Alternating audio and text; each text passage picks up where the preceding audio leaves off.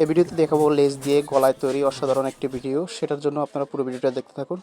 প্রথমে আমরা লেসটাকে গলার মাপ অনুযায়ী সমান করে কেটে নিব। তারপর যতটুকু বাড়তি রাখবো অতটুকু পরিমাণ নিয়ে এটাকে এভাবে সেলাই করে দিব। তো আমি যেভাবে সেলাই করতেছি আপনারা সেমভাবে সেলাই করে দিবেন। সেলাই করার পর দেখবেন এই যে গলার মাপ অনুযায়ী এই এটা নেবেন, গলার মাপ অনুযায়ী আমি গলার মাপ অনুযায়ী নিয়ে নিলাম। তারপর গলার উপর বসিয়ে এটাকে এখান থেকে সমান করে সেলাই করে দিব। তো আপনারা এইভাবে এভাবে সেলাই করে দিবেন। তো আমি এটাকে সেলাই করে দিচ্ছি।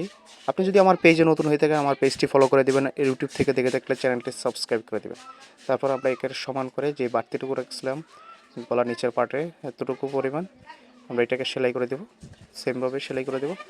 তা সেলাই করার পর এখান থেকে সেমভাবে গলাটা একবারে সোজা করে সেলাই করে এখান থেকে নিয়ে আসবো, পুরোটাকে সেলাই করে দিবেন।